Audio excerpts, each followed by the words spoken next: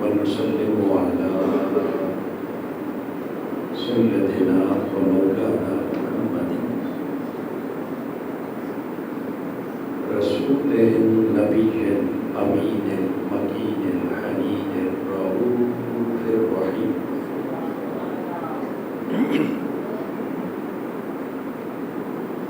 أما بعد، فأعوذ بالله من الشيطان الرجيم. بسم الله الرحمن الرحيم.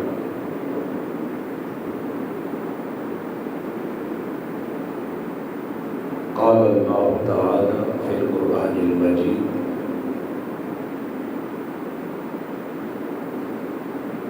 الذي خلق السماوات والأرض في 6 أيام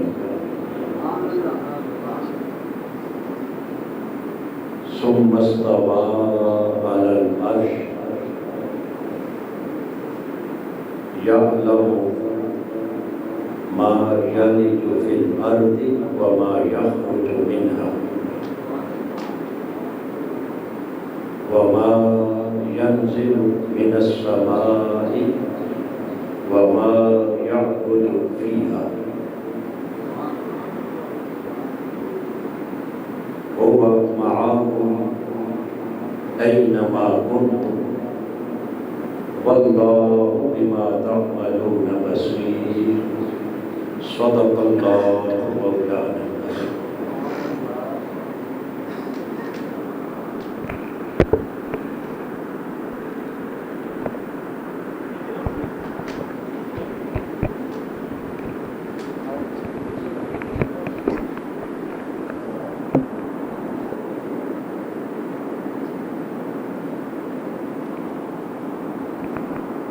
محترم المقام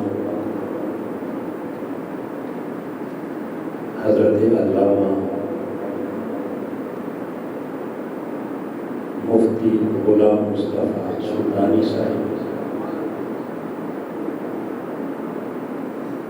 محترم المقام حضرت علامہ صابر کمال پٹو صاحب، جملہ علماء کرام، قائدین و کارکنان تحریک منہاج القرآن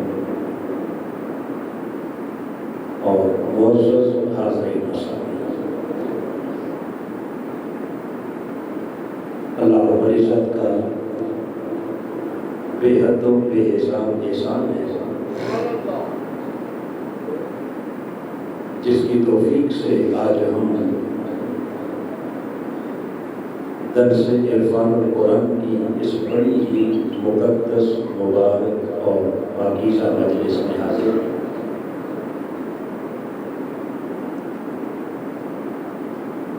آج کے درس کے لیے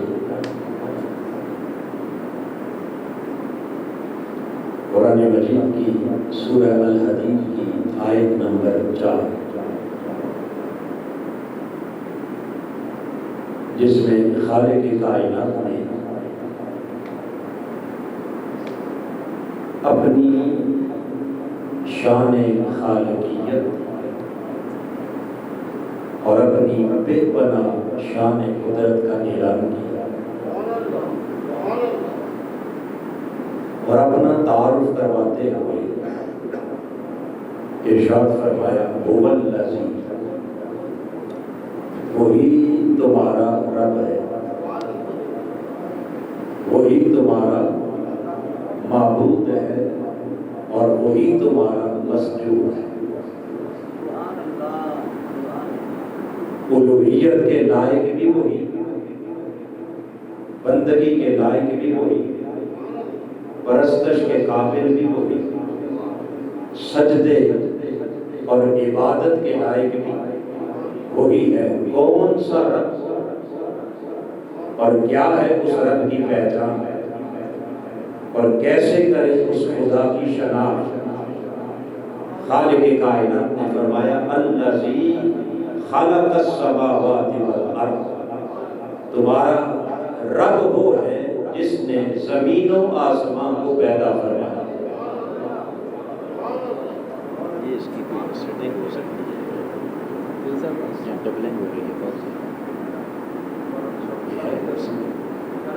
سمجھنے والا بتا۔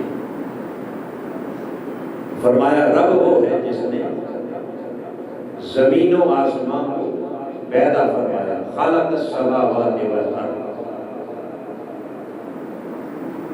فی ستۃ ایام، زمین و آسمان کی تخلیق 6 ایام میں فرمائی۔ ثم استوى علی العرش،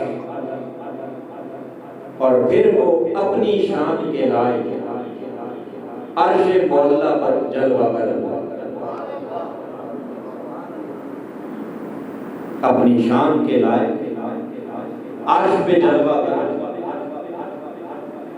اور آگے خالق کائنات نے اپنا مزید تعارف کرواتے ہوئے فرمایا تمہارا رب وہ ہے یعلم ما یلج فی الارض وما یخرج منہا،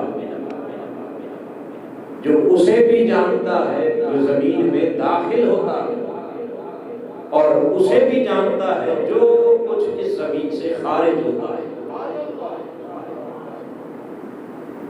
وما ينزل من السماء وما يعرج فيها، اور اس رب کی شان علم یہ ہے کہ وہ بھی جانتا ہے جو آسمان سے نیچے اترتا ہے، اور وہ سب کچھ بھی جانتا ہے جو نیچے سے اوپر آسمان کی طرف چڑھتا ہے۔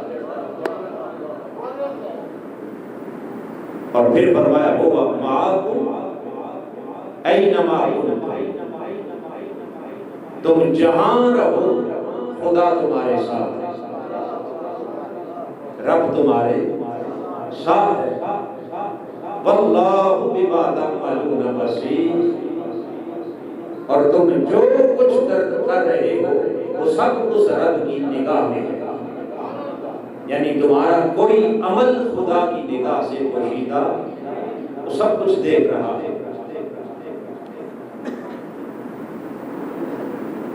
اس آیت کریمہ کے مضامین پر اگر غور کریں، جب مضامین جو اس آیت مبارکہ سے نکلتے ہیں ان کا اجمالاً پہلے تعارف کرواتے۔ پہلا مضمون ہے خلق السماوات والارض فی ستۃ ایام،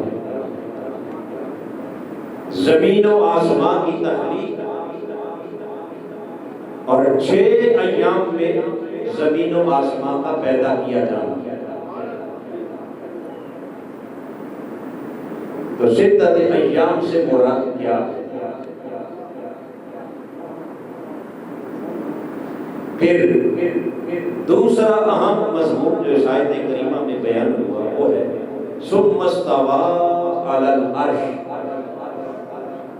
خالق کائنات اپنی شان کے لائق عرش معلیٰ پہ جلوہ گر۔ عرش پر جلوہ گری سے مراد کیا ہے؟ پھر اس آیت کریمہ کا تیسرا مضمون یعلم ما یلج فی الارض وما یخرج منہا، اس کی روشنی میں اس امر کا جائزہ لینا ہے کہ کیا کیا زمین میں داخل ہوتا ہے اور کیا کیا اس زمین سے خارج ہوتا ہے۔ یہ آیت کریمہ کا تیسرا مضمون۔ اور چوتھا مضمون وما ينزل من السماء وما يعرج فيها، وہ کون کون سی اشیاء ہیں جو آسمان سے نیچے اترتی ہیں، اور وہ کون کون سے حقائق ہیں جو نیچے سے اوپر آسمان کی طرف چڑھتے ہیں۔ یہ آیت کریمہ کا چوتھا مضمون۔ اور پانچواں مضمون هو معکم اینما کنتم، تم جہاں رہو خدا تمہارے اس ساتھ سے مراد کیا ہے؟ آئیے آج کی اس نشست میں ہم پہلے مضمون سے ابتدا کرتے ہیں اور آگے جس قدر اللہ کو منظور ہوا اور اس کی توفیق شامل حال رہی جتنا ممکن ہو سکا اسے آج بیان کریں گے۔ پہلا مسئلہ خلق السماوات والارض، زمین و آسمان کی تخلیق فی ستۃ ایام، 6 ایام۔ پہلا سوال یہ ہے کہ 6 ایام سے مراد کیا ہے؟ ایام جو کہ جمع ہے یوم کی، اور یوم کا اردو زبان کے اندر جو عام طور پر ترجمہ کیا جاتا ہے وہ ہے دن۔ یوم کا معنی کیا کیا جاتا ہے؟ بولیے، دن۔ تو فی ستۃ ایام کا بالعموم جو معنی کیا گیا وہ ہے رب کائنات نے زمین و آسمان کو 6 دنوں میں پیدا فرمایا۔ کتنے؟ بولیے۔ اور عموماً مترجمین نے اردو زبان کے اندر جب قرآن مجید کے تراجم لکھے، اکثر مترجمین نے بھی لفظ یہی لکھا، کتنے؟ بولیے، 6 دنوں میں۔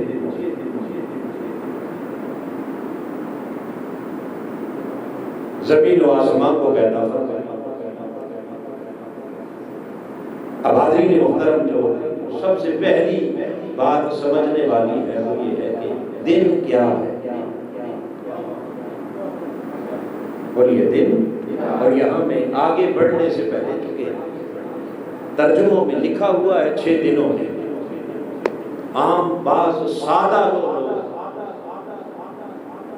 انہوں نے یہ سمجھا کہ شاید ان 6 دنوں سے مراد ہفتے کے 6 دن ہیں۔ کیا ہے؟ بولیے، ہفتے کے 6 دن، 6 ورکنگ ڈیز، جن میں ہم بالعموم اپنے سارے معاملات کو مکمل کرتے ہیں 6 دنوں میں، اور 7واں دن آ جاتا ہے آگے چھٹی۔ 7واں دن کس کا ہے؟ بولیے۔ اب معاذ اللہ کی ذات کے بارے میں تو یہ گمان نہیں کیا جا سکتا، یہ سوچنا بھی کفر ہے کہ اس نے 6 دنوں میں ورکنگ کی زمین و آسمان کو بنایا اور آگے 7واں دن چھٹی کا آ گیا، پھر ریسٹ کر۔ یہ بات میں نے اس لیے کی کہ بعض ذہنوں کے اندر یہ سوچ اور یہ خیال بھی پایا جاتا ہے کہ کہیں 6 دنوں سے مراد یہ ہفتے کے 6 دن تو نہیں ہے۔ آئیے سب سے پہلے یوم کی تحقیق جو آئمہ لغت نے کی، اس کے مطابق یوم کا جو عمومی معنی بیان کیا ہے، وقت معین من طلوع الشمس الی غروبها، سورج کے نکلنے سے لے کر سورج کے غروب ہونے تک یہ جو درمیان کا معین وقت ہے اسے کہا جاتا ہے یوم۔ اسے کیا کہا جاتا ہے؟ بولیے۔ یعنی سورج نکلا تو دن شروع ہو گیا، اور سورج غروب ہوا تو دن، بولیے، آسان سی بات ہے کہ سورج نکلنے سے لے کر سورج ڈوبنے تک یہ درمیان کا وقت کیا کہلاتا ہے؟ دن۔ یہ ہے ایک تعریف۔ اور دوسری تعریف آئمہ لغت ہی نے بیان کی، وہ کہتے ہیں کہ کبھی کبھی دن کا اطلاق اس معین وقت پر کرنے کے بجائے بعض اوقات ایک طویل زمانے کو بھی یوم سے تعبیر کیا جاتا ہے، اور وہ زمانہ کبھی سالوں پر محیط ہوتا ہے اور کبھی صدیوں پر محیط ہوتا ہے، کبھی سالوں پر اور کبھی صدیوں پر۔ اسے بھی یوم کہا جاتا ہے۔ اب آئیے پہلی تعریف کے مطابق دن شروع کہاں سے ہوتا ہے؟ اب مجھے اندازہ نہیں ہے کہ آپ لوگوں کو کتنی بات سمجھ آ رہی ہے، چونکہ مجھے خود تو بہت تھوڑی سمجھ آ رہی ہے، ٹکراؤ زیادہ ہے اس کا، تھوڑا سا اگر اس کی ڈبلنگ کم ہو جائے نا، آواز سمپل ہو جائے۔ سمجھ آ رہی ہے جی آ رہی آ رہی ہے، ہے۔ چلیے نہیں ہمیشہ ٹھیک ہوتا ہے، آج زیادہ ہے کچھ۔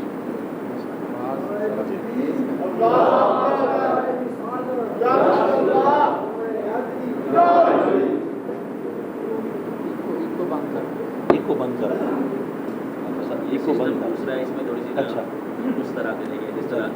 بسم اللہ الرحمن الرحیم۔ تو میں یہ عرض کر رہا تھا کہ پہلی تعریف کے مطابق دن شروع کہاں سے ہوتا ہے؟ بولیے، طلوع شمس، اور ختم کہاں ہوتا ہے؟ غروب آفتاب پر دن ختم ہو گیا۔ اب آئیے، اب اس پہلی تعریف کے مطابق ستۃ ایام، اگر یہ 6 دن مراد لے لیں جو سورج نکلنے سے شروع ہوتے ہیں اور سورج غروب ہونے پر ختم ہو جاتے ہیں، تو بات ہو رہی ہے کس کی؟ خلق السماوات والارض، زمین و آسمان کی تخلیق کی، آسمان کے بنائے جانے کا ذکر ہو رہا ہے۔ اب ذرا سوچ کے بتائیے کہ جس وقت آسمان بن رہا تھا اس وقت سورج کہاں سے نکل رہا تھا؟ اس وقت سورج کہاں سے نکلتا کہاں سے تھا اور غروب کہاں سے ہوتا تھا؟ یقیناً آسمان کی تخلیق کے وقت ابھی تو سورج کا وجود ہی نہیں، ابھی تو بولیے سورج کا، ابھی اس کے طلوع اور غروب کا نظام ہی نہیں بنا۔ والشمس تجری لمستقر لہا، جس مدار پر سورج نے حرکت کرنی تھی ابھی وہ راستہ ہی نہیں بنے، ابھی وہ راستہ ہی نہیں بنا جہاں سورج نے چلنا تھا، وہ مطلع ہی نہیں بنا جہاں سے سورج نے نکلنا تھا، وہ مغرب نہیں بنا جہاں سورج نے ڈوبنا تھا، تو دن کہاں سے آ گیا؟ دن معلوم یہ ہوا کہ اس پہلی تعریف کے مطابق یہاں جسے ہم یوم کہتے ہیں دن، اس دن کو مراد لینا ممکن نہیں ہے، کیونکہ یہ دن تو شروع ہی ہوا سورج نکلنے سے۔ تو یہ بات ہو رہی ہے سورج کی تخلیق سے بھی پہلے کی، ابھی نہ زمین ہے نہ آسمان ہے، نہ سورج ہے نہ چاند ہے نہ ستارے، اس دور کی بات ہو رہی ہے۔ پتہ یہ چلا کہ ابھی طلوع اور غروب کا نظام ہی نہیں، تو پھر کون سا دن اور کون سے ستۃ ایام، 6 دن جنہیں قرآن نے بیان کیا؟ تو اس سے معلوم یہ ہوا کہ آئمہ لغت کی بیان کردہ پہلی تعریف کے مطابق یہ دن تو اس سے مراد بولیے ہو سکتا ہے۔ تو جب یہ دن مراد نہ رہا، اب دوسری تعریف کی طرف آ جائیں، وہ کہتے ہیں کبھی دن کا اطلاق اس طویل مدت پر ہوتا ہے جو بعض اوقات کئی سالوں پر اور بعض اوقات کئی صدیوں پر محیط ہوتی ہے۔ اس طویل مدت کو بھی کیا کہتے ہیں؟ یوم۔ کیا کہتے ہیں؟ بولیے یوم۔ اب آئیے، آئمہ لغت نے تو تعریف دونوں بیان کر دی۔ ایک یوم تو وہ ہے جسے ہم ہر روز اپنی آنکھوں کے سامنے دیکھتے ہیں کہ سورج نکلا تو یوم شروع ہوا، سورج ڈوبا تو یوم ختم ہو گیا۔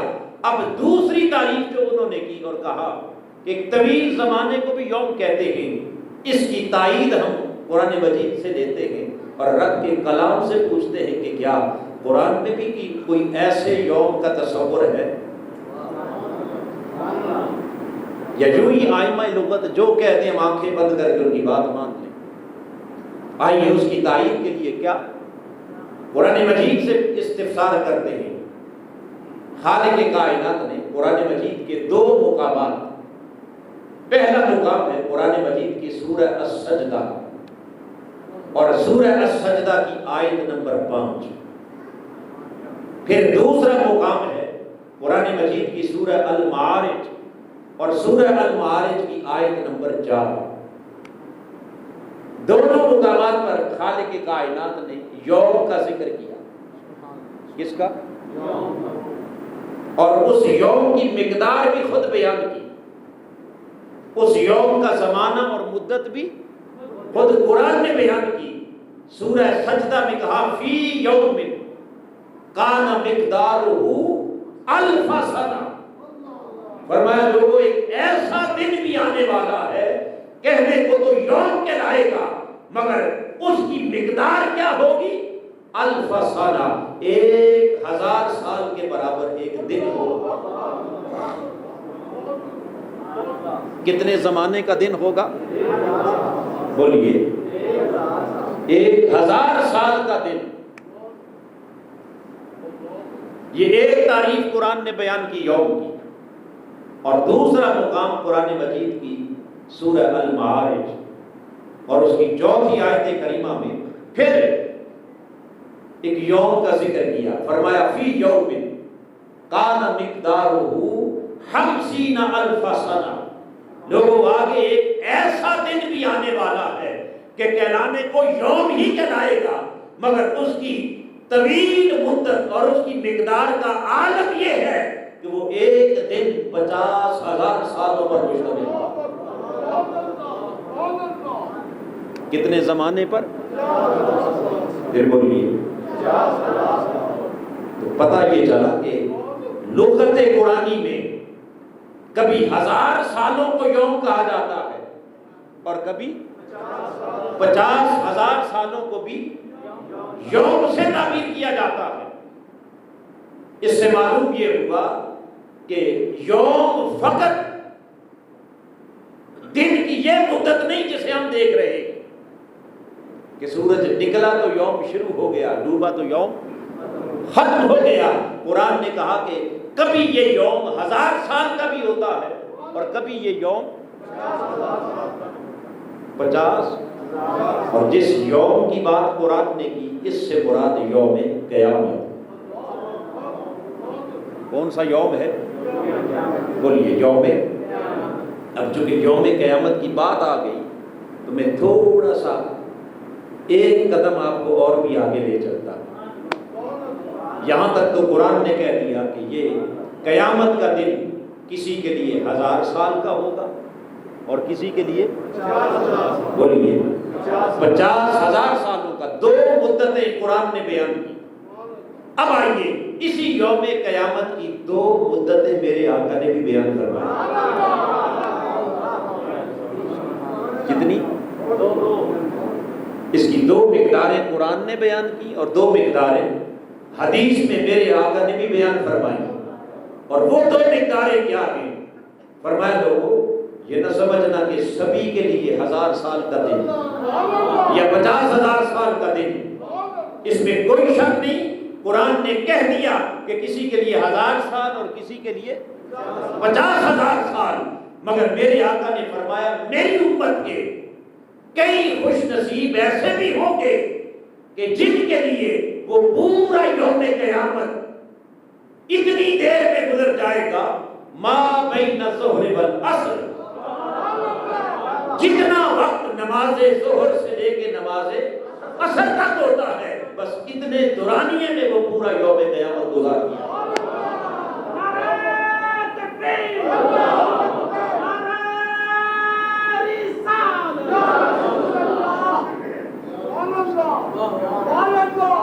کتنے دورانیے میں؟ ظہر سے لے کے عصر تک۔ اب ذرا سوچئے کہ ظہر سے عصر تک وقت کتنا ہوتا ہے؟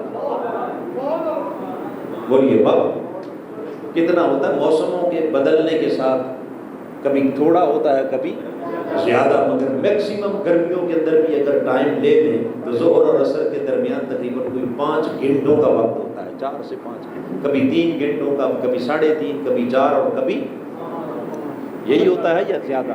جی آج کل 3.5 گھنٹے ہیں، اور پیک گرمیوں کے اندر کتنا ہوتا ہے؟ 4 گھنٹے ہوتا ہے، 5 گھنٹے ہو جاتا ہے۔ اب تھوڑی دیر کے لیے ذرا سوچئے، کہاں 50,000 سال ہیں اور کہاں 5 گھنٹے ہیں۔ ہے وہ بھی یوم ہے، یہ بھی یوم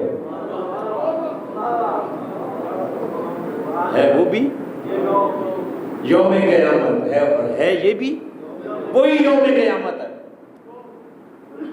اور پھر میرے آقا نے بات یہاں بھی ختم نہیں کی، بلکہ اس سے اگلی ایک اور مقدار بیان کی۔ فرمایا میری امت کے بعض خوش نصیب ایسے بھی ہوں گے کہ جن کے لیے وہ 50,000 سال کا طویل دن اتنی تیزی سے گزار دیا جائے گا۔ میرے آقا نے فرمایا خدا کی عزت کی قسم، لَأَحَفُّ مِنْ صَلَاةِ الْمَكْتُوبَةِ، ایک فرض نماز کی ادائیگی میں جتنا وقت لگتا ہے اس وقت سے بھی تھوڑے وقت کے اندر پورا قیامت کا دن گزار۔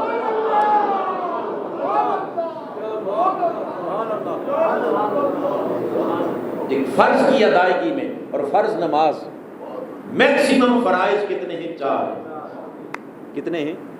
بولیے۔ فجر کے فرائض کتنے ہیں؟ 2۔ ظہر کے فرض کتنے ہیں؟ عصر کے کتنے ہیں؟ مغرب کے کتنے ہیں؟ اور عشاء کے پھر فجر کے 2 ہو گئے، مغرب کے 3 ہو گئے، اور ظہر، عصر اور عشاء کے 4 ہو گئے۔ تو زیادہ سے زیادہ فرض کتنے ہیں؟ 4۔ اب 4 رکعت نماز ادا کرنے میں کتنا وقت لگتا ہے؟ سوچئے 4 رکعت نماز ادا کرنے میں کتنا ٹائم درکار ہوتا ہے؟ اب ہر کسی کی رفتار اپنی اپنی ہے نا نماز پڑھنے کی، سارے تو ایک رفتار سے نہیں چلتے۔ چلیں کوئی 10 منٹ لگا لے گا، کوئی 4 لگا لے گا، کوئی 5 لگا لے گا، کوئی 2 منٹ میں بھی، کسی کو تہیہ لسانی بھی تو میسر ہوتی ہے، ان کا پتہ ہی نہیں چلتا نماز شروع کب ہوئی اور ختم کب ہوئی۔ تو اگر درمیانہ اوسط وقت لگائیں اگر 4 رکعت کے لیے تو 5 منٹ کے اندر بڑی آسانی کے ساتھ 4 رکعت نماز بولیے ادا ہو جاتی ہے۔ اب حاضرین محترم، ایک طرف 50,000 سال تھے، پھر وہ 50,000 سال 5 گھنٹوں میں بدل گئے، اور پھر وہ 5 گھنٹے کس میں؟ 5 منٹ میں بدل گئے۔ کسی کے لیے 50,000 سال کا دن، کسی کے لیے 5 گھنٹوں کا، اور کسی کے لیے 5 منٹ کا۔ یوم تو ایک ہے، یوم تو ایک ہی ہے، ماجرا کیا ہے؟ فرمایا لوگوں تم کیا جانو اس یوم قیامت کی حقیقت، جنہیں عذاب میں مبتلا کرنا ہے، وہ دوزخ کا عذاب تو بعد کی شے ہے۔ پہلے سوا نیزہ سورج کے نیچے انہیں 50,000 سال کھڑا کر دیا جائے گا۔ انتظار کرو، کیا کرو؟ بولیے اپنے حساب کتاب کا کیا کرو؟ اور صحیح بخاری مسلم میں حدیث پاک میں آقا علیہ السلام نے فرمایا وہ سب سے پہلے لوگ آ کر آدم علیہ السلام کے پاس، پھر حضرت نوح کے پاس، پھر ابراہیم کے پاس، پھر موسیٰ اور عیسیٰ کے پاس، تمام نبیوں کے پاس پہلی درخواست لے کے جو آئیں گے وہ درخواست یہ ہوگی کہ اے انبیاء، آج خدا کی بارگاہ میں آ کر پہلی سفارش کرو کہ وہ جلدی کرے ہمیں حساب سے تو فارغ کرے۔ جنت بھیجنا ہے، دوزخ بھیجنا ہے، وہ تو بعد کی شے ہے، پہلے اس پریشانی سے تو نکالو۔ زمانہ بیت گیا، معیشت کی گرمی ہے، تپش ہے، کوئی ٹخنوں تک پسینے میں ڈوبا ہوا، کوئی کمر تک ڈوبا ہوا، کوئی کانوں کی لو تک ڈوبا ہوا۔ اس عالم سے تو ہمیں نجات ملے، مولا تو ہمارا کوئی فیصلہ تو کر، جدھر بھیجنا ہے۔ اور آپ کو معلوم ہے کہ چند لمحوں کا انتظار بھی بڑا مشکل ہو جاتا ہے، اور 50,000 سال کا انتظار۔ فرمایا جو مجرم ہیں انہیں 50,000 سال کھڑا کر دیا جائے گا، پہلے انتظار تو کرو۔ جو رب کے نیک محبوب بندے ہیں انہیں کہا جائے گا تمہاری لین یہ نہیں ہے جی۔ آپ دیکھتے ہیں نا موٹر وے پر لکھا ہوتا ہے اپنی درست لین کا انتخاب کریں، اپنی علامہ صاحب ایسے ہی ہے، درست لین کا انتخاب کریں۔ ایک ایکسپریس لائن ہوتی ہے جس کے اندر سے آپ ایسے تیزی سے گزر جاتے ہیں، ایک لو بیلنس لین ہوتی ہے کہ آپ کے پاس ٹیگ تو ہے مگر بیلنس کم ہے، اور ایک تیسری لین ہے کہ جہاں سرے سے آپ نے وہ ٹیگ ہی نہیں لگوایا، وہاں پہلے کارڈ لیں گے دیں گے پھر اس کے بعد حساب کتاب کر کے آگے۔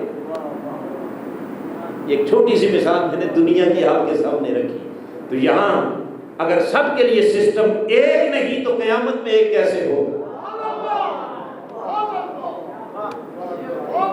اور یہ قیامت میں سسٹم سب کے لیے ایک نہیں ہوگا، کوئی لمبی لائن میں لگے گے، 50,000 سال لائن ہی ختم نہیں ہو رہی، حساب کی باری نہیں آ رہی، کچھ اس سے چھوٹی لائن میں لگے گے، 1000 سال کے بعد باری آ رہی ہے، اور کچھ ایسے ہیں کہ جنہیں 5 گھنٹوں میں گزارا جا رہا ہے، اور کچھ ایسے ہیں لَأَخَفُّ مِنْ صَلَاةٍ مَكْتُوبَةٍ، فرض کی ادائیگی سے بھی پہلے 5 منٹ نہیں، 5 منٹ فرض نماز کے برابر وقت نہیں، لَأَخَفُّ میرے آقا نے فرمایا فرض ادائیگی فرائض کی ادائیگی میں جتنا وقت لگتا ہے اس سے بھی تھوڑے وقت کے اندر، اس سے بھی تھوڑے وقت کے اندر خدا کہے گا میرے عاشقوں، میرے حبیب کے غلاموں، ارے رات بھر مجھے مصلی کی پشت پہ کھڑے ہو کے منانے والوں، میرے عشق میں تڑپنے والوں، میری محبت میں رونے والوں، تم ادھر لین میں انتظار کیوں کر رہے ہو؟ آؤ میں خود تمہارا انتظار کر رہا ہوں، میری جنت تمہارا انتظار کر رہی ہے، جلدی آؤ اپنا حساب کرواؤ اور آگے نکل جاؤ۔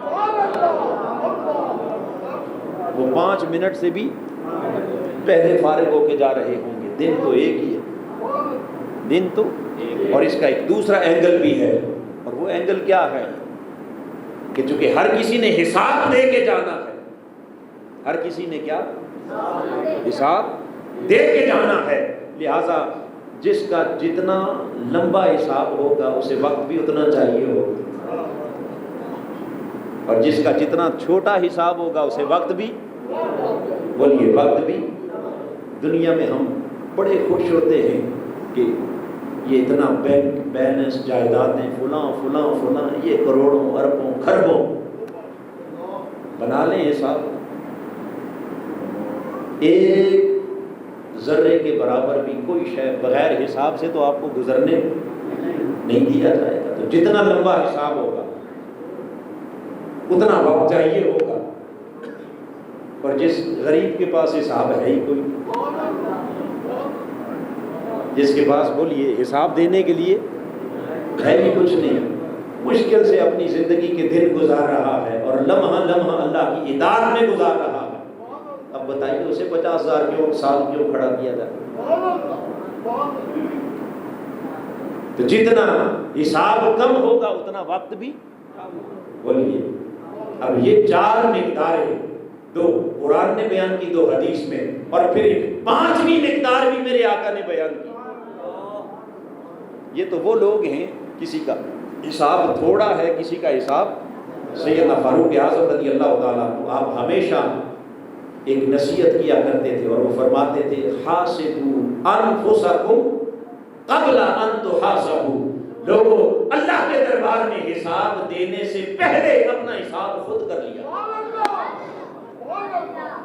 اللہ کے حضور اپنا حساب دینے سے پہلے اپنا حساب، حاسبوا انفسکم، اپنا حساب اگر یہاں سے چکا کے جاؤ گے وہاں وقت بچ جائے گا، وہاں وقت، اور جس نے کبھی حساب کیا ہی نہیں، نہ اپنی نیکیوں کا نہ گناہوں کا، نہ توبہ نہ استغفار، نہ حقوق اللہ کا کوئی حساب ہے، نہ حقوق العباد کا کوئی حساب ہے، تو پھر اسے دیر تو لگنی ہے۔ اور جو ہر روز اپنا حساب خود کرتا ہے رات سونے سے پہلے کہ آج کون کون سے حقوق اللہ اور کون کون سے حقوق العباد، کہاں کہاں غلطی ہوئی، کہاں کہاں لغزش ہوئی، اور بستر پر جانے سے پہلے کریم سے معاف کروا دیا، اور صبح اٹھ کر پھر اس کے دربار میں 2 آنسو بہا دیے۔ تو حاضرین محترم، میں نے کہا کہ جو حساب یہاں چکا کے چلے گئے ان کے لیے حساب آسان ہو گیا، اور جو اپنا لمبا طویل حساب اپنے ذمے لے کے چلے گئے ان کا حساب ان کے لیے کیا ہو گیا؟ مشکل ہو گیا، وقت اتنا لگ گیا۔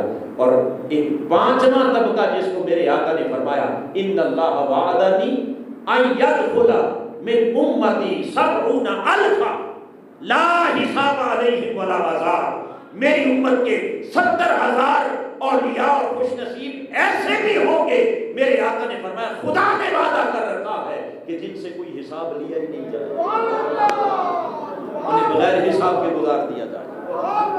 اب نہ وہاں 50,000 سال، نہ 5 منٹ، نہ 5 سیکنڈ۔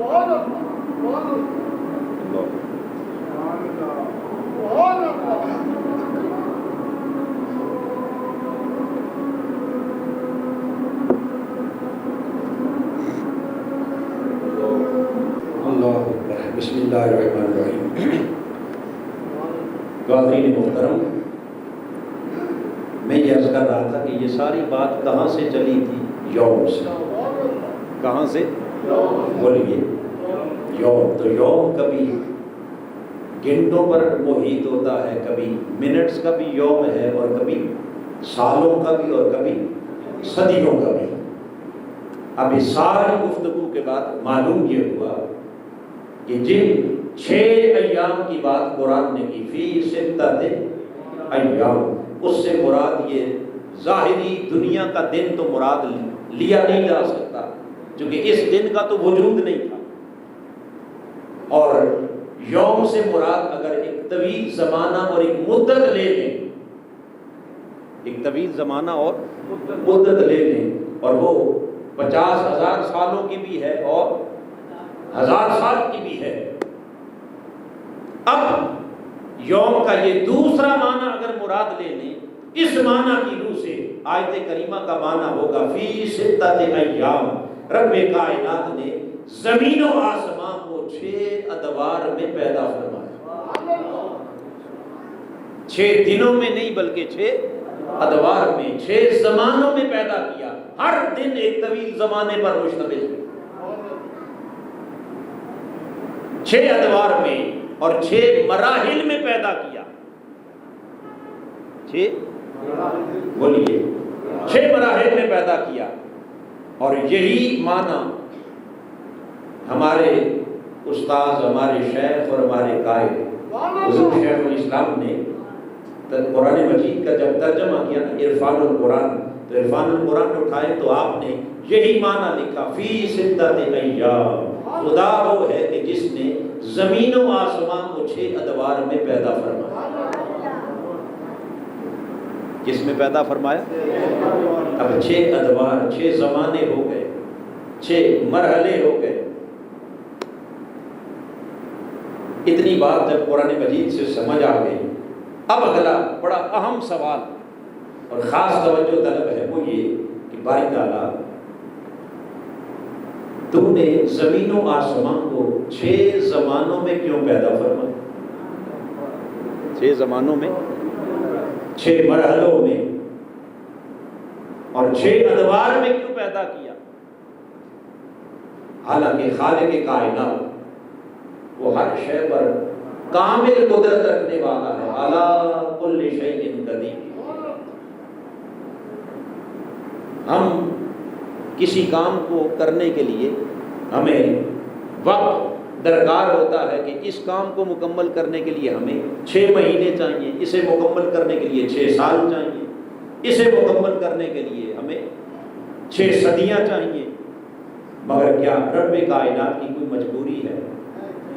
اونچا بولیے، رب کی تو کوئی مجبوری، کوئی محتاجی، اور جو مجبور اور محتاج ہو وہ خدا نہیں ہو سکتا۔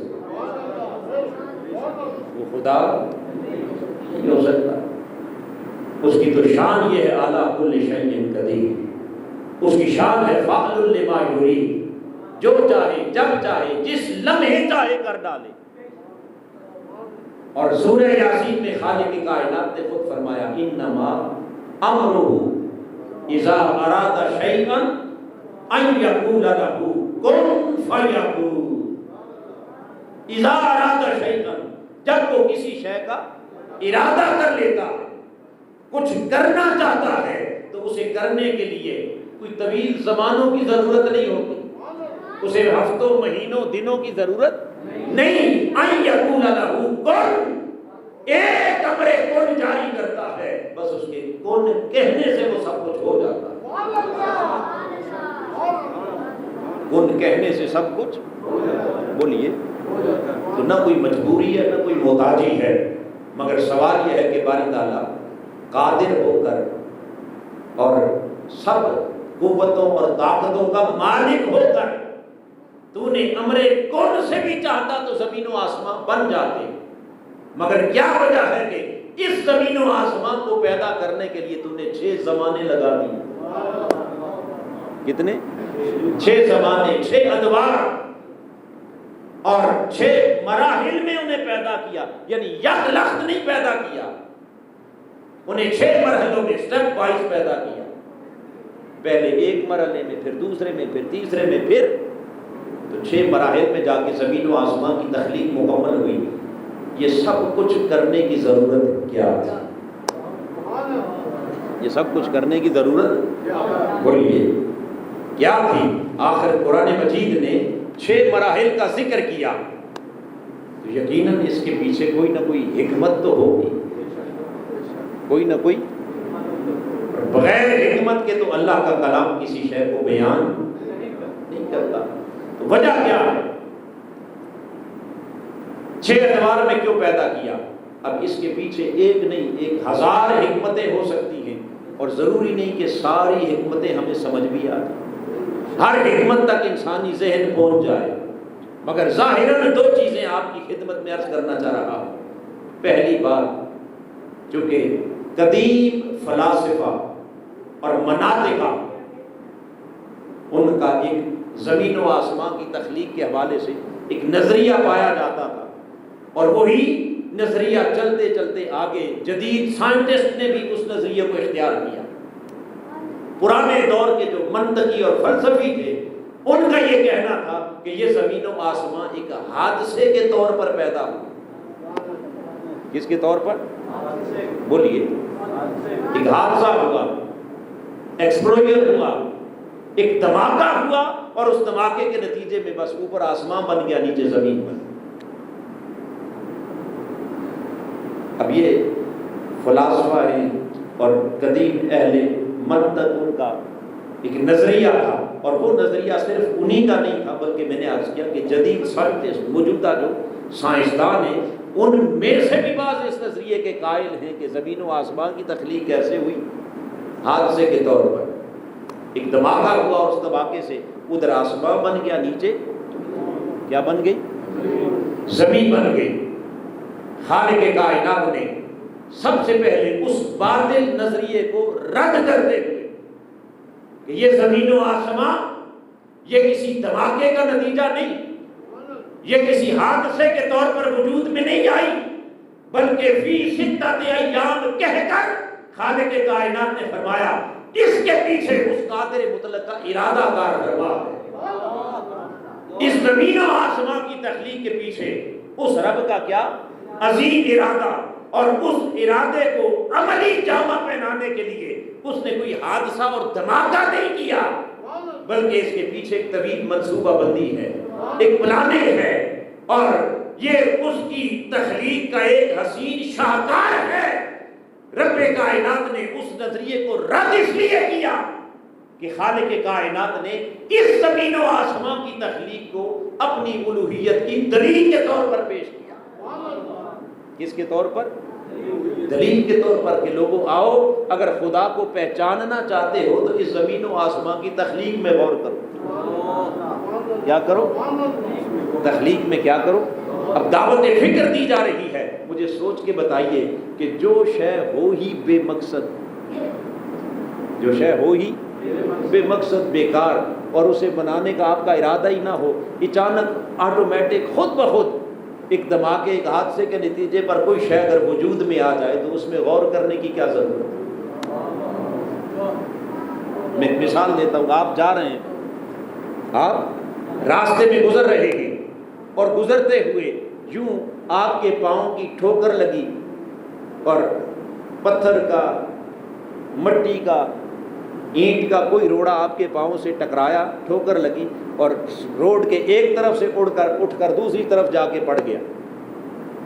اب آپ کا اس کے پیچھے کوئی ارادہ؟ بولیے، آپ اسے اس جگہ پر فکس تو نہیں کرنا چاہ رہے تھے، یوں ہی ٹھوکر لگی اور ادھر سے وہ ادھر چلا گیا. اب مجھے بتائیے اس امر میں کوئی غور کرے گا کہ یہ یہاں سے وہاں کیوں چلا گیا؟ اس میں غور کرنے کی کوئی بات بولیے نہیں ہے.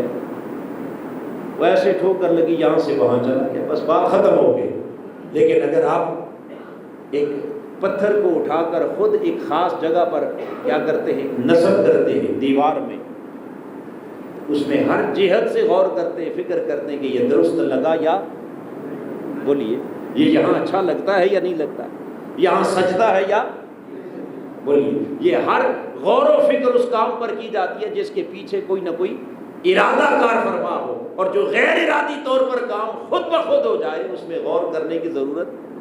اللہ پاک نے فرمایا لوگوں اگر یہ عقیدہ بنا لو گے کہ یہ زمین تو ایسے ہی بن گئی، آسمان ایسے ہی بلا وجہ بن گئے، تو پھر اس میں کون غور و فکر کرے گا اور کسے اس خدائے رحمان کی تخلیق کے اس عظیم شاہکار کی سمجھ آئے گی. جو اپنے رب کو پہچاننا ہے تو اس میں غور کرنا ہوگا، اور غور تبھی کرو گے کہ جب اسے بے مقصد نہیں سمجھو گے بلکہ خدا کی قدرت کا حسین شاہکار سمجھو گے. اس لیے خالق کائنات نے فی ستۃ ایام 6 ادوار کا ذکر کیا تاکہ اسے بے مقصد نہ سمجھا جائے. اور دوسری حکمت جسے حضرت سعید بن جبیر رضی اللہ تعالیٰ عنہ بیان کرتے ہیں، آپ فرماتے ہیں کہ خالق کائنات نے ستۃ ایام 6 ادوار کا ذکر کر کے قیامت تک کائنات انسانی کو اور خاص طور پر حضور کی امت کو اپنی ایک سنت عطا کی. کیا عطا کی؟ اپنی ایک سنت، اپنا ایک طریقہ عطا کیا. اور وہ سنت اور طریقہ کیا ہے؟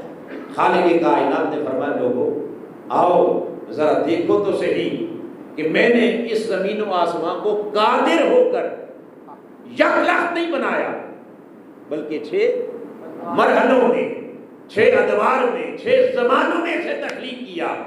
بس تمہارے لیے رب کی سنت اور طریقہ یہ ہے کہ کسی بھی اہم کام کو کرنے لگو، کسی بڑے کام کو سر انجام دینے لگو، کسی حکمت والے کام کو پایہ تکمیل تک اگر پہنچانے لگو تو اسے سر انجام دینے کے لیے جلد بازی سے کام نہ لینا، بغیر سوچے سمجھے اس پر دوڑ نہ پڑنا، بلکہ اسے بڑی سوچ و بچار اور بڑی تدبیر اور حکمت کے ساتھ اور ایک وسیع پلاننگ اور پوری منصوبہ بندی کے ساتھ اسے سٹیپ وائز، مرحلہ وار، آہستہ آہستہ اسے نقطۂ کمال تک لے جانا.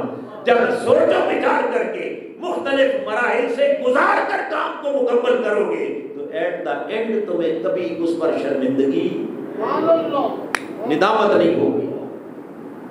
اور اگر بغیر سوچے سمجھے آپ نے کام کر ڈالا اور آپ نے چاہا کہ اس میں دیر نہیں لگنی چاہیے، جلدی سے یہ کام پایہ تکمیل تک پہنچ جائے اور فوراً دوڑ پڑے، سوچا نہیں، کوئی منصوبہ بندی نہیں کی، کوئی پلاننگ نہیں کی، تو یوں جب انسان جلد بازی میں کوئی کام اپنے نقطۂ کمال پر ظاہراً اس کام کو مکمل بھی کر لے تو ایٹ دا اینڈ کیا ہوتا ہے؟ اسے سوائے ندامت کے اور. اب ہم اپنے رویوں کو اگر دیکھیں تو ہم عمل پہلے کرتے ہیں، سوچتے بعد میں. ایسا ہی ہے یا نہیں؟ بولتے پہلے ہیں، سوچتے، کام پہلے کرتے ہیں، سوچتے، اور جب بعد میں سوچتے ہیں تو پھر کہتے ہیں او کاش یہ بات پہلے پتہ ہوتی تو ایسے نہ ہوتا، پہلے اگر سوچا ہوتا تو ایسے بولیے. بس یہ جو آپ کو یہ افسوس اور کاش ایسا نہ ایسا ہوتا. خالق کائنات نے فرمایا لوگوں تمہیں اس ندامت خجالت اور شرمندگی سے نکالنے کے لیے آؤ میں قادر ہو کر پہلے اپنی سنت تمہارے سامنے رکھ دوں، تمہارے سامنے رکھ دوں تاکہ تم ہر کام کو صبر کے ساتھ، تحمل کے ساتھ، برداشت کے ساتھ، سوچ و وچار کے ساتھ، پلاننگ کے ساتھ، جلد بازی میں دوڑ نہ پڑنا. اور اس کی وضاحت پھر آ کر اسلام نے حدیث پاک میں اپنی زبان مبارک سے کی. میرے آقا نے فرمایا الطعنی من الرحمن والعجلۃ من الشیطان.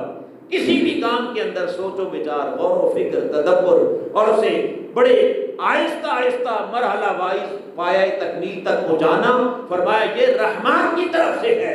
والعجلۃ من الشیطان، اور کسی کام میں جلد بازی کرنا یہ سب شیطان کی طرف سے. تو شیطانی کام کا نتیجہ کیا ہے؟ ندامت کے سوا اور رحمانی سنت کے مطابق اگر چلا جائے تو کبھی بھی انسان کو ندامت نہیں ہوتی. انشراح صدر ہوتا ہے، وہ کھلے دل کے ساتھ سوچ و وچار کے بعد مرحلہ وائز اس کو کیا کرتا ہے، نقطہ کمال تک جب پہنچاتا ہے تو پھر یقیناً اسے آخر پر جا کر ندامت اور شرمندگی نہیں اٹھانی پڑتی. اب یہ تو زمین و آسمان کی تخلیق ہے، اور کئی مثالیں قرآن نے بیان کی ہیں کہ اللہ پاک نے جس شے کو بھی پیدا کیا یک لخت نہیں پیدا کر دیا. بولیے یک لخت پیدا نہیں کر دیا، بلکہ اسے بڑے آرام سے مرحلہ وائز، کیا بولیے نا، مرحلہ وائز، اسٹیپ وائز اسے لے کے چلا. آئیے اے انسان، ہم چونکہ عجلت کا شکار ہیں، ہر کام میں کہتے ہیں کہ بس دن نہ چڑھے اس سے پہلے پہلے کام ہو جائے. سچ بتائیے ہر کام میں ہمیں جلدی ہے یا نہیں؟ جی، راتوں رات امیر بھی ہو جائیں، محل بھی بن جائے، کوٹھی بھی بن جائے، گاڑی بھی آ جائے، فلاں بھی ہو جائے، فلاں بھی ہو جائے، بزنس بھی ڈیولپ ہو جائے، بس دیر نہ لگے. جو ہمارے دل میں آیا ہم کہتے ہیں کہ فوراً ہو جائے. رب کائنات نے فرمایا بندے اس فوراً کو نکال دے. والعجلۃ من الشیطان، یہ شیطانی سوچ. اب رحمان کی سنت دیکھیے. اے بندے ذرا اپنے آپ کو دیکھ. اس انسان کو اللہ رب العزت نے جب بنایا تو اس انسان کی تخلیق کے بھی ایک نہیں، قرآن نے 6 مرحلے بیان کیے. کتنے؟ بولیے نا. اس کے بھی 6 سٹیپ ہیں، اور یہ 6 مرحلے تو وہ ہیں جو ماں کے پیٹ کے اندر ہیں. بولیے ماں کے پیٹ کے اندر قرآن نے 6 مراحل کا ذکر کیا. فرمایا وَخَلَقْنَا النُّطْفَةَ عَلَقَةً فَخَلَقْنَا الْعَلَقَةَ مُضْغَةً فَخَلَقْنَا الْمُضْغَةَ عِظَامًا فَكَسَوْنَا الْعِظَامَ لَحْمًا ثُمَّ انشَأْنَاهُ خَلْقًا آخَرَ فَتَبَارَكَ اللَّهُ أَحْسَنُ الْخَالِقِينَ. بندے تو کہتا ہے کہ منہ سے بات بعد میں نکلے، کام پہلے ہو جائے. پہلے اپنی تخلیق کو دے. اگر میں چاہتا تو بس ایک امرے کن سے ایک خوبصورت انسان بنا کر زمین پر کھڑا کر دیتا، مگر میں نے ایسا نہیں کیا. فَخَلَقْنَا النُّطْفَةَ عَلَقَةً، پہلے ایک قطرہ چمکایا، پھر اس نطفہ کو علقہ میں بدل دیا. فَخَلَقْنَا الْعَلَقَةَ مُضْغَةً، پھر اس علقہ کو، ایک معلق شے کو، اسے ہم نے ایک مدغہ میں، ایک لوتھڑے میں بدل دیا.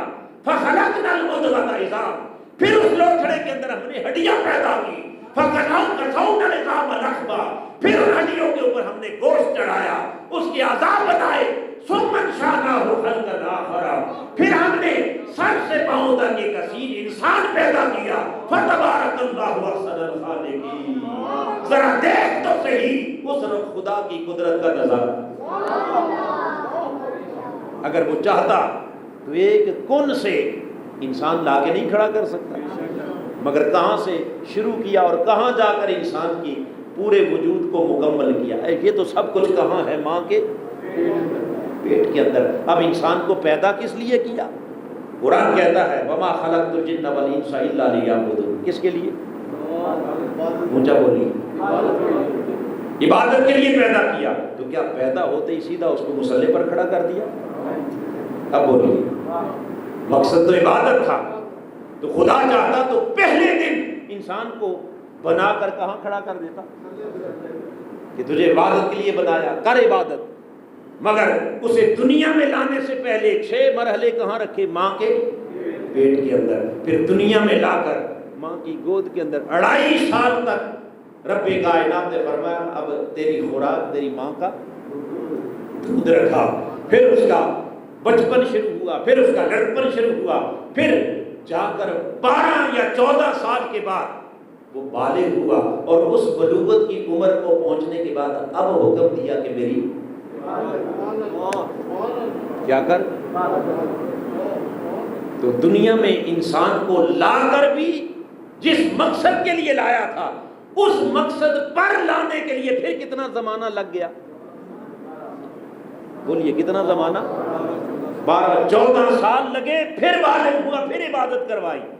تو اللہ پاک نے فرمایا کہ میری سنت ہے کہ میں ایسے نہیں کرتا سارے کام، میں اسے بڑے آرام سے اسے نقطہ کمال تک لے کے چلتا ہوں۔ لوگوں آؤ، میری سنت یہ ہے کہ کسی اہم کام کو پایہ تکمیل تک پہنچانے کے لیے کبھی جلد بازی، یہ تو انسان کی تخلیق ہے۔ پھر اس انسان کی ہدایت کے لیے رب نے قرآن بھیجا، کیا ایک دن دے دیا؟ کتنا زمانہ لگا؟ 23 برس لگا دیے اس انسان کی ہدایت کے لیے قرآن دیتے ہیں۔ پھر دین اور شریعت کیا تو کیا شریعت کے سارے احکام ایک دن دے دیے؟ بولیے کتنا زمانہ صرف حضور لا الہ پڑھاتے رہے، کلمہ سکھاتے رہے، یہ بتاتے رہے خدا ایک ہے، خدا ایک ہے، میں اللہ کا رسول ہوں۔ نہ کوئی نماز، نہ کوئی روزہ، نہ کوئی حج، نہ کوئی زکات، وجود ہی کسی شے کا نہ تھا۔ آخر اسلام کی نبوت کے 12ویں سال معراج ہوئی، اور معراج کی شب جا کر خدا نے وہاں سے نماز دی۔ 12 سال گزر گئے، نماز کا کوئی وجود نہیں تھا، وہاں سے نماز شروع ہوئی۔ ہجرت کے بعد دوسرے سال جا کر روزہ آ گیا، پھر زکات آ گئی، اور پھر جا کر کیا آ گیا؟ حج آ گیا۔ تو حاضرین محترم، سنت الہیہ یہ ہے کہ وہ جلد بازی میں بیک وقت ایسے نہیں یہ بھی کر لو، یہ بھی کر لو، یہ بھی کر لو، نہیں، آرام سے پہلے یہ کر لو، چلیں پھر تھوڑے عرصے کے بعد اب یہ کر لو، اب یہ کر لو، اب یہ کر لو۔ اب سچ بتائیے کیا ہماری سوچ کے اندر بھی یہ سب کچھ اتنا تحمل، بولیے اتنا صبر اور اتنی پلاننگ اور منصوبہ بندی ہے کہ چلے تھوڑا سا صبر کر لیں، یہ کام آج کر لیں، اسے کل کر لیں۔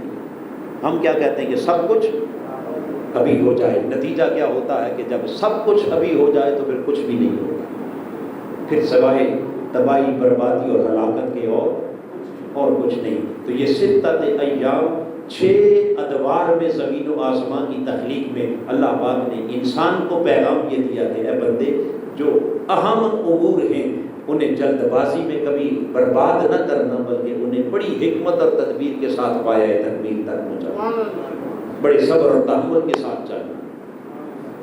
یہ وجہ ہے کہ آج کی بات ختم کرتے ہوئے جس مشن اور جس تحریک کے زیر اہتمام ہم اس درس قرآن میں بیٹھے ہیں، اس تحریک منہاج القرآن کو بھی اگر ہم دیکھیں تو ہمارے قائد اور ہمارے شیخ حضور شیخ الاسلام نے اس تحریک کو بھی یوں بیک وقت بپا نہیں کر دیا، بلکہ اس کے اندر بھی 6 مراحل رکھے۔ کتنے مراحل رکھے؟ 6 مراحل ہیں اس تحریک کے اندر۔ پہلا مرحلہ ایک دعوت ہے۔ کیا ہے مرحلہ؟ دعوت۔ دعوت کے بعد پھر دوسرا مرحلہ رکھا تنظیم کا، تنظیم کے بعد تیسرا مرحلہ رکھا تربیت کا، اور تربیت کے بعد پھر چوتھا مرحلہ رکھا فروغ علم و شعور کا، اور فروغ علم و شعور کے بعد پھر 5واں مرحلہ رکھا تحریک کا، اور تحریک کے بعد پھر چھٹا اور آخری مرحلہ رکھا اقامت اور غلبہ دین کا۔ تو مقصد کیا ہے؟ لِیُظْہِرَہُ عَلَى الدِّینِ کُلِّہ، دین کو غالب کرنا ہے، مگر ایسے نہیں کہ رات سوئے ہوئے اٹھے اور صبح آ کر نعرہ مار دیا جی دین کو غالب کرنا، نہیں، اسے دین کو غلبے کے مقام تک پہنچانے کے لیے کتنے مرحلے بنا دیے۔ یہ ہے ستت ایام کا فیض۔ کیا ہے؟ یہ ہے سنت خدا بندی اور اس کی اتباع، کہ نہیں پہلے دعوت سے شروع کیا، پھر کچھ آ گئے تو ان کو منظم کر دیا، پھر ان منظم لوگوں کو ٹریننگ دی، تربیت کی، پھر اس تربیت کے بعد علم اور شعور کا فروغ کیا، پھر اس کے بعد ایک تحریک چلائی، اور اس تحریک کے نتیجے میں اینڈ کیا ہے؟ دین کا غلبہ۔ بولیے کیا ہے؟ بولیے حاضرین، تربیت سنت الہیہ ہے۔ یہ کیا ہے؟ اللہ کا شکر ہے کہ جس مشن پر ہم چل رہے ہیں اور جس راستے کے مسافر ہیں، اس راستے پر بھی ہمارا کوئی قدم اس سنت خدا اور سنت مصطفیٰ کے خلاف بولیے نہیں ہے۔ ایسا نہیں ہے کہ بس ایسے خیال آ گیا، لوگوں کو اکٹھا دیکھا، جذبات دیکھے تو فوراً ہی نعرہ لگا دیا کہ ایسا کر لو، یوں کر لو، نہیں، بلکہ پوری پلاننگ اور منصوبہ بندی کے ساتھ کسی چیز کو اپنے نقطۂ کمال تک پہنچانا، یہ ہے وہ سنت الہیہ جس کا پیغام دیا فی ستۃ ایام میں۔ یہ تو اس آیت کریمہ کے 5 مضامین میں سے پہلا مضمون تھا۔ کیا تھا؟ پہلا مضمون، اور اس کے بعد پھر آگے باقی 4 مضامین، ثم استویٰ علی العرش، عرش پر جلوہ گری کیا ہے، اور زمین سے نکلنا کیا ہے، اور زمین میں داخل ہونا کیا ہے، اور آسمان سے اترنا کیا ہے، اور آسمان میں چڑھنا کیا ہے۔ یہ سب مضامین جو آج کی اس نشست کے اندر یقیناً ان پر بات کرنا ممکن نہیں ہے، اللہ رب العزت نے توفیق دی تو انشاءاللہ انہیں آئندہ مہینے کے درس قرآن مجید کے اندر ان کو مکمل کیا جائے گا، اور اللہ کی اسی سنت کے مطابق ہم بھی اسے مرحلہ وائز، کیا سٹیپ وائز، ایسے نہیں کہ ساری باتیں گڑبڑ کر دی اور آخر پر سمجھ ایک بھی نہ، بلکہ تھوڑا تھوڑا کر کے تاکہ بات سمجھ بھی آتی رہے اور اس پر عمل کرنا بھی کیا ہو جائے، آسان ہو جائے۔ اللہ رب العزت ہمیں توفیق عمل عطا فرمائے، آمین۔ وما علینا الا البلاغ۔